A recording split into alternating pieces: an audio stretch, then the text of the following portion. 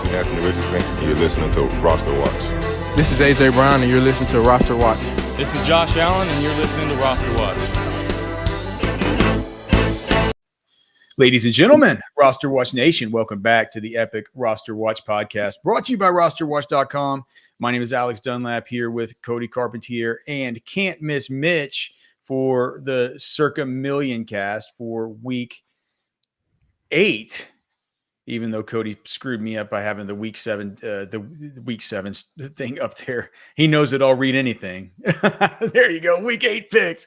I'm like Ron Burgundy, dude. If it's there for me to read, I will just read it. Speaking of things to read, man, please go to Underdog Fantasy. Use the promo code ROSTER for a 50% deposit bonus up to $250. They're great sponsors of us here at Roster Watch, and we have the Pick'em stuff up on the site that we're hitting at 60% so far on the season. You can go check those out every Friday and use them for the main slate on Sundays. But if you're going to be playing on Underdog, just go there. You can just pick higher or lower on whether you think these players' stat projections are higher or lower. We give you a bunch of suggestions that you can mix and match. Can win up to like 100x your money by mixing and matching the right ones. And we've been on a real heater with this stuff. So please go check it out. Underdog Fantasy. Use promo code ROSTER to sign up for a 50% deposit bonus up to $250. All right, guys. As far as the man's game, the against the spread markets, the totals markets, we have Mitch, who's brought us the algo. And I haven't looked too hard at the algo. I went and peeked at it a little bit, but I don't remember exactly what it liked the most. I remember thinking it liked some games that – I do remember one that I saw that I thought was just – I was just like, the algo, man. How does it pick this team? But I don't remember whether it liked some of the games that I liked. So, Mitch, I know we had a good week last week in the Circa Millions. We were 4-1. My free plays that I gave out, I was Vegas Alex on Sirius XM, the fantasy sports radio, giving out my 3 locks. 2 of 3 hit. So that was good. And they were all picks from the algo. I think the algo had a good week last week. At least it felt like it did. I didn't look at the final numbers, so I hate to put you on the spot if it didn't turn out to be as good as I think it was.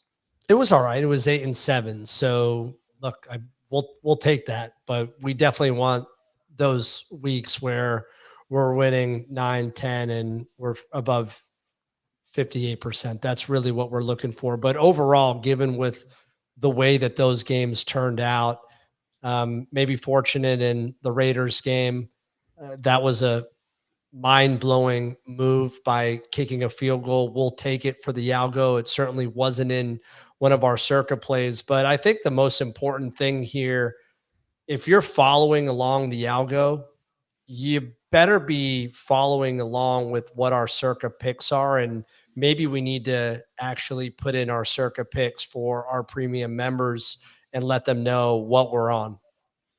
That's a good idea. Do you want to do I'll just start doing that this week. I'll just add them in on the sheet. That's a good idea because the Circa picks are like, not to let's knock on wood, but I feel like we've done a good job in the contest, and we're going to be in the running this year for some money out of it. At least it's hard to it's hard to make $1 million doing this, but we're going to keep it up, and we're going to keep making these good plays, and that all starts here. All right, so if you are a premium sub at RosterWatch.com with the package where you get the algo and stuff like that on top of the fantasy. Moving forward in the shared spreadsheet, I'm going to go in there once we lock in our Circa picks, our top 5 favorite picks of the week, and I'm going to put those in. Just you'll see them, and I'm going to put those in. And so make sure and you go check those out if you're using it for sports betting stuff. All right, so the games this week, Cody. You have anything that you want to get off your chest, or I just want to ask first questions first. Thursday night football, Rams Vikings. Are we touching it or not? Well, that was what I was going to say. Is like I wouldn't mind getting one in this week and just getting the Vikings in that game. You want the Viking side? Yep. Yeah, it's a no for me. I'm going to back off that game. I'd rather see how the market develops and then utilize that movement. See if we can get an extra advantage Dude, on I our mean, ticket they're for only it's what is Saturday. it, 2.5 points or something? Yeah, Is it- I'm totally on Mitch's side. Like if I was gonna do it, I'd go the Rams side. Same. But I would What? go on the Dude, Rams. Yeah. the Vikings are the Vikings are 5-1 against the spread this year, and Yeah.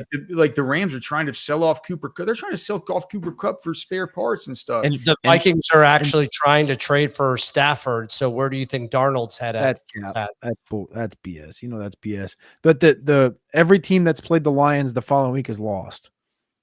Every Okay. week. They've gotten walked. So I do want to get one thing off my chest. I will say this: our record last week should have been 9-6. The algo output had Pittsburgh winning the game outright with points. There would have been additional value, and we love the Jets. When I looked at the number, I made an adjustment for Russell Wilson, and I'm terribly sorry because I underestimated the Steelers. I underestimated who was under center. I thought that was a downgrade from where Fields was at. Clearly, I'm not Mike Tomlin, but the algo knew, Tomlin knew, and every Pittsburgh Steeler knew, and we knew several minutes into that game that we made a bad decision on the Jets. So I apologize because the record should have been 9-6. All right. So speaking of adjustments for quarterbacks, it looks like we get Tua back this week. I mean, please tell me that you've adjusted for something with Tua, like in this thing, because I like Miami at home giving up 3.5 versus Arizona. I mean, I mean, this is make or break time for this whole team, and the full complement of weapons is healthy, and they're home, and it's 3.5. And I think Arizona's just been this team that I've just thought is just this total Jekyll and Hyde type of team, having to travel from travel west to east. I don't think 3.5 is enough.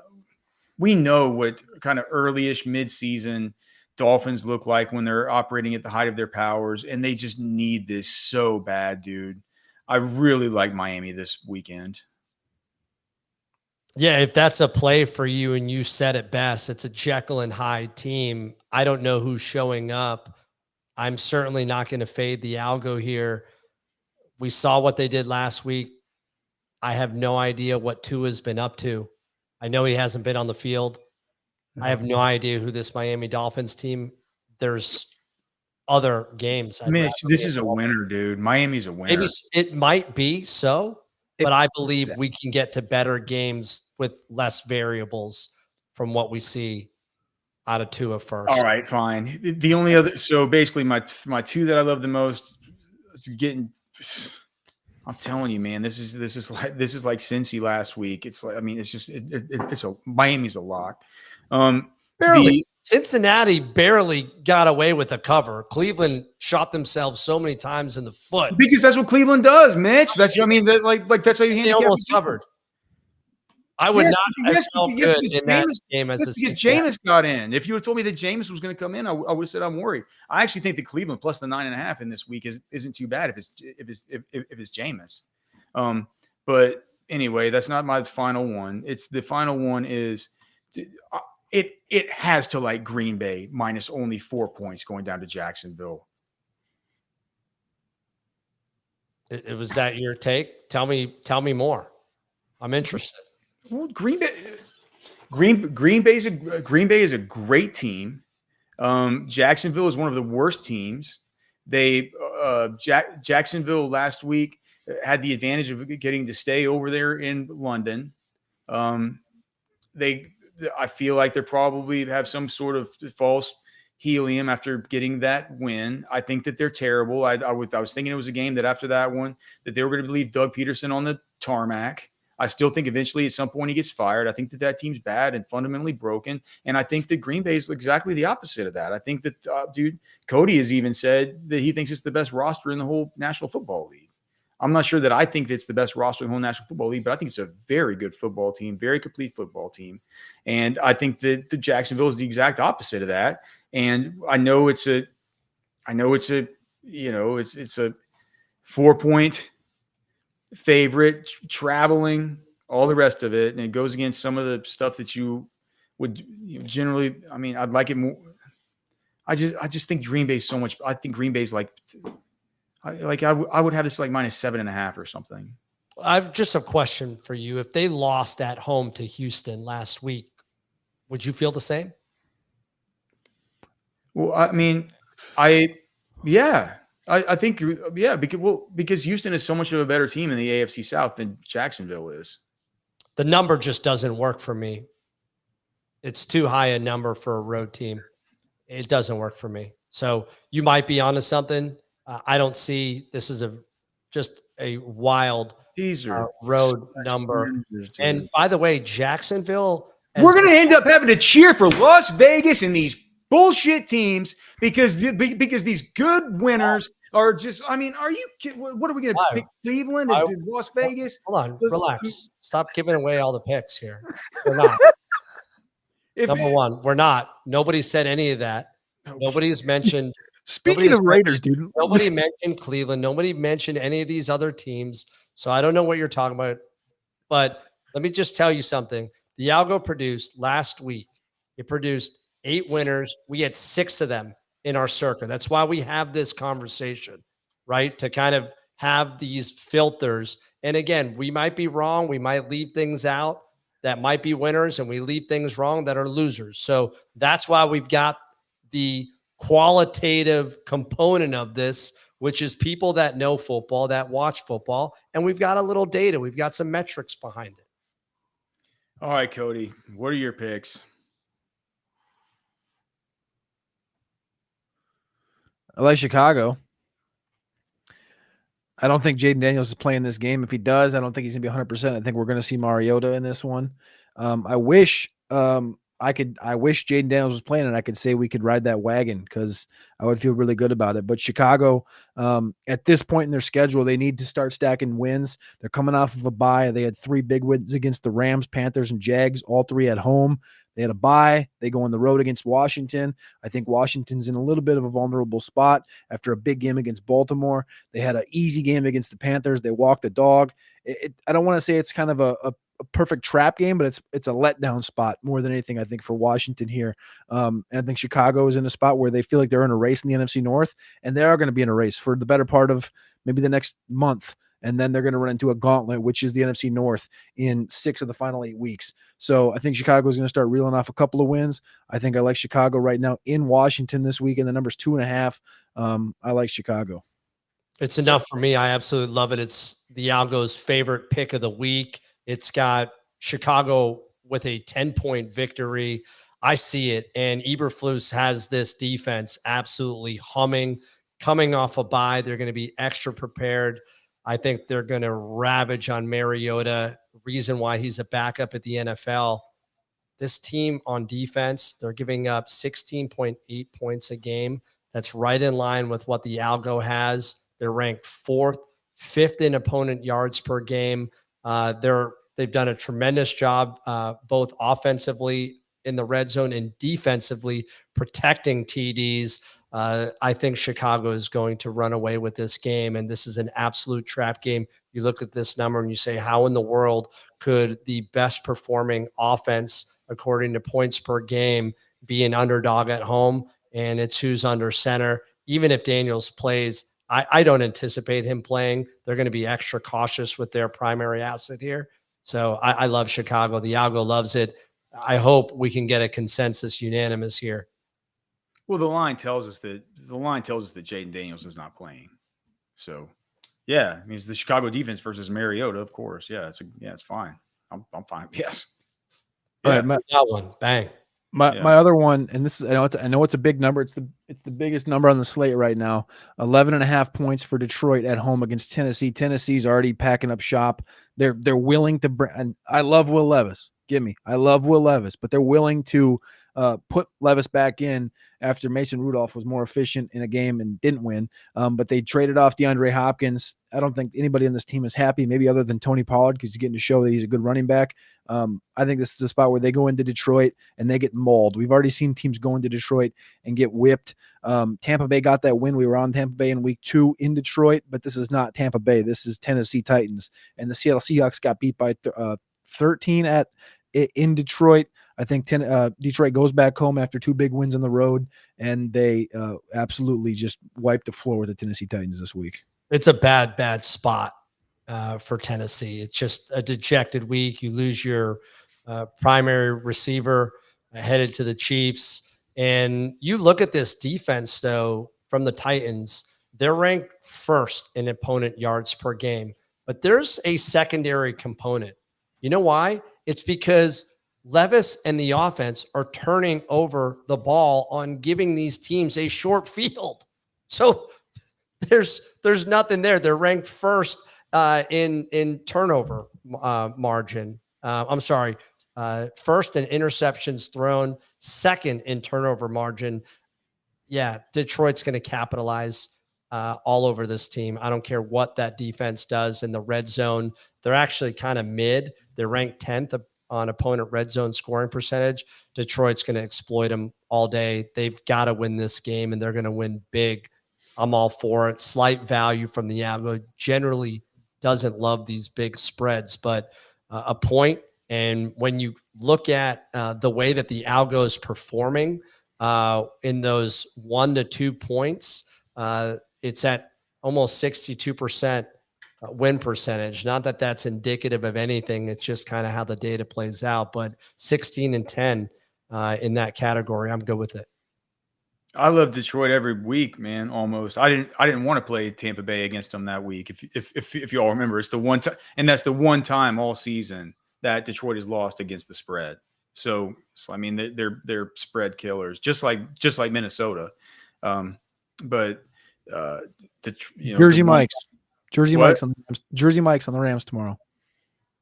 No, I'm not going to bet against the Vikings fan. But Wait, do you bet sandwiches? Dude, yeah, I'm the Viking fan. I'm taking the Rams, dude. I'm just saying. Do you? You're saying that dude. Currency. You bet sub sandwiches. We bet Jersey Mike's. We've bet beef ribs, and what was the third one we had that was right between a beef rib? I think that was a ribeye.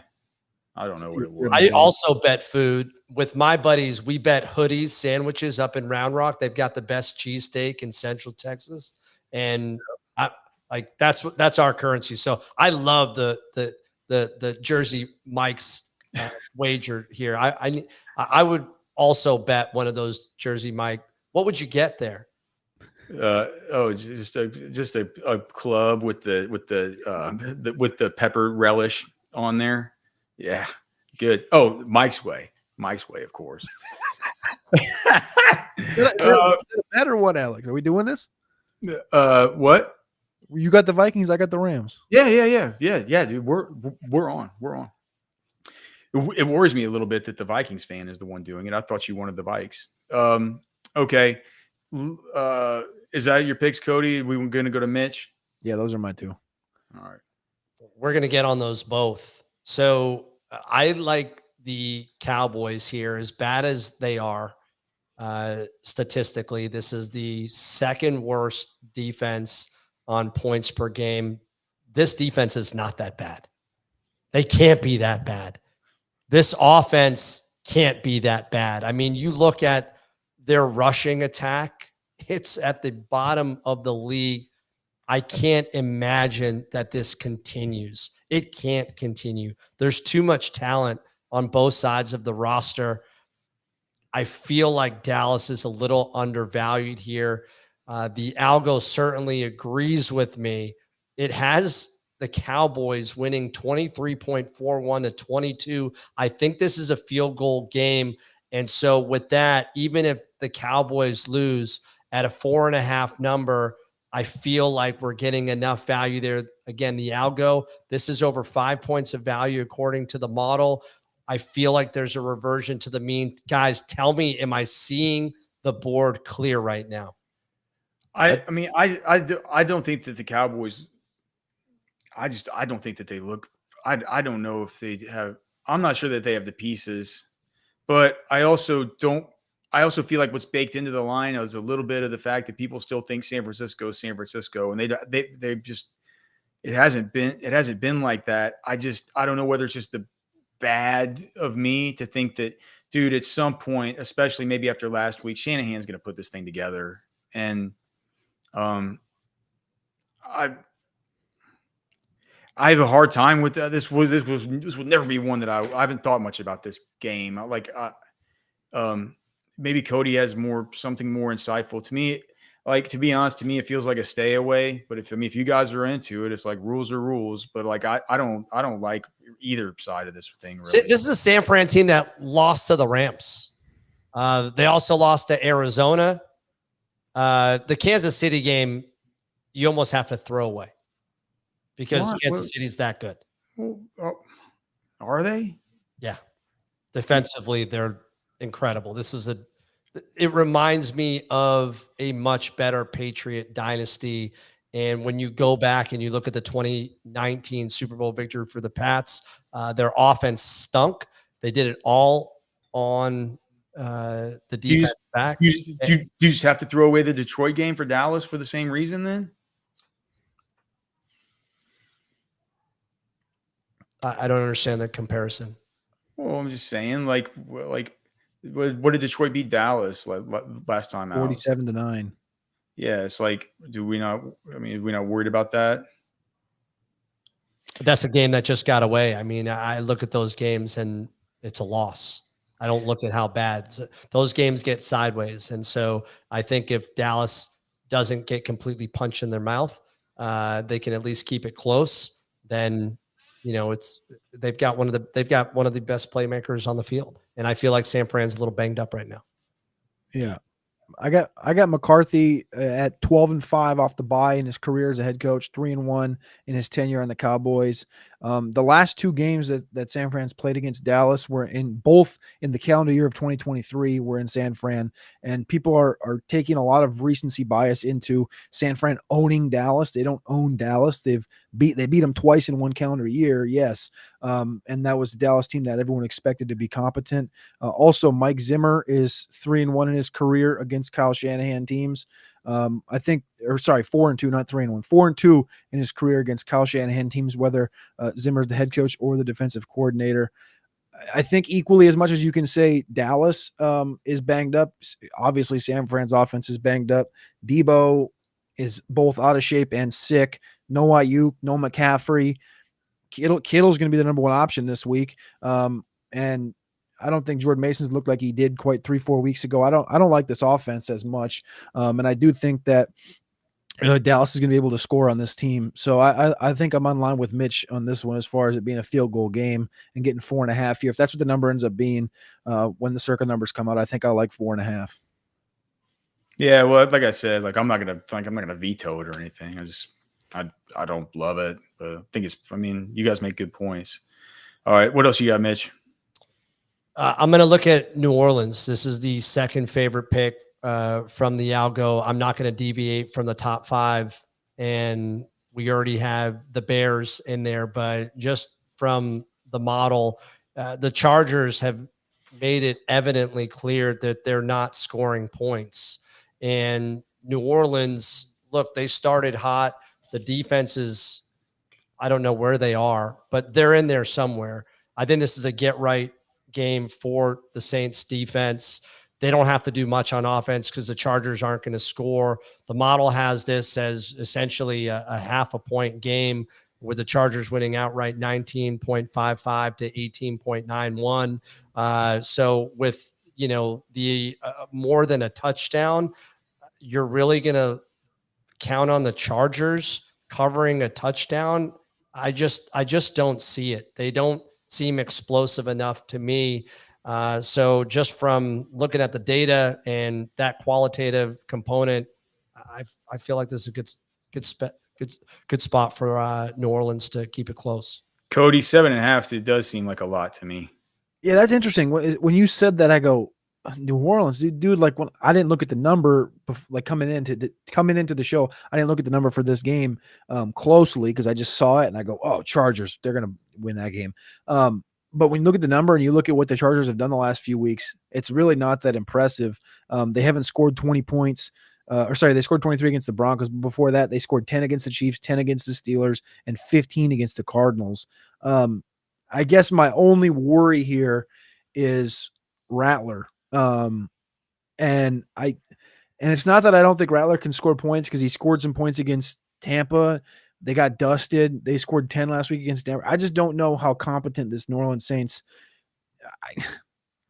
especially with no real. I don't know what the Olave situation is today. Back at practice Wednesday, so I guess that helps a little bit.